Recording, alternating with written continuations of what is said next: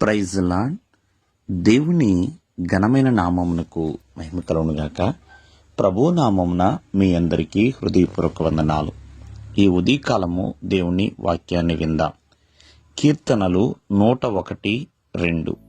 నిర్దోష మార్గమున వివేకముతో ప్రవర్తించెదను, నీవు ఎప్పుడు నా యొద్దకు వచ్చెదవు, నా ఇంట యథార్థ హృదయముతో నడుచుకుందను. ప్రియమైన వర్లరా, ఇక్కడ భక్తుడైన దావీదు ఆ ప్రభువుని గణపరుస్తా కీర్తిస్తా ఒక చక్కటి మాట మాట్లాడుతున్నాడు.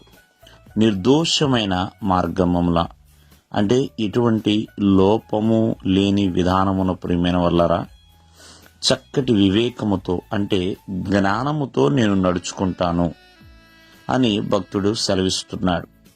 ఎలాగంటే దేవుడు ఎప్పుడు ఎవరి దగ్గరికి వస్తాడో తెలియదు కాబట్టి నేను ఒక లోపము లేని మార్గమును ఎన్నుకొని ఆ లోపము లేని మార్గములో జ్ఞానముతో ప్రవర్తించెదను అంటున్నాడు ప్రియమైన వల్లరా. అంతేకాకుండా తన ఇంటిలో ఉన్న ఆ ఇంట కూడా యథార్థమైన హృదయముతో నేను నడుచుకుంటాను. ఈ దినమందు దేవుని యొక్క వాక్యం సెలవిస్తుంది, జ్ఞానమైన ప్రవర్తన, జ్ఞానముతో వివేకంతో మనం నడుచుకోవాలండి.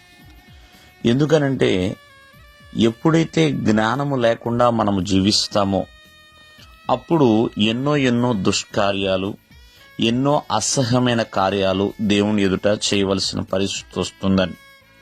అందుకనే భక్తుడు మరి దేవుని యొక్క వాక్యం మనకు సెలవిస్తుంది, ఎవరికైతే జ్ఞానం కొదువుగా ఉంటుందో వారు ప్రభువుని అడగాలి అన్నట్లుగా. కావున జ్ఞానం లేదనుకోండి, దేవునికి వ్యతిరేకంగా మారిపోతాం, విరోధంగా మారిపోతాం. అదే జ్ఞానము కలిగి ఉంటే ప్రియమైన వల్లరా, ఆ జ్ఞానము మనల్ని ఎంతగానో బలపరుస్తుంది. కావున ఈ ఉదయకాలమందు ప్రతి ఒక్కరు కూడా ఆలోచించండి, జ్ఞానముగా ప్రవర్తించాలి దేవునిలో. మరి మనము ఏమి చేస్తున్నా సరే ప్రతి విషయంలో కూడా జ్ఞానము కలిగి ఉండాలి. చూడండి, అందుకనే కదా సొలొమోను ప్రార్థన చేస్తాడు జ్ఞానము కోసము, అయ్యా నాకు జ్ఞానమును ప్రసాదించండి తండ్రి అని. చూడండి, తూర్పు దేశపు జ్ఞానులు వారికి ఉన్న జ్ఞానాన్ని బట్టి దేవునికి చక్కటి కానుకలు తీసుకొచ్చారు. అంతేకాకుండా వారి యొక్క జ్ఞానము ప్రియమైన వల్లరా దేవుని యొద్దకు నడిపించేలా చేసింది.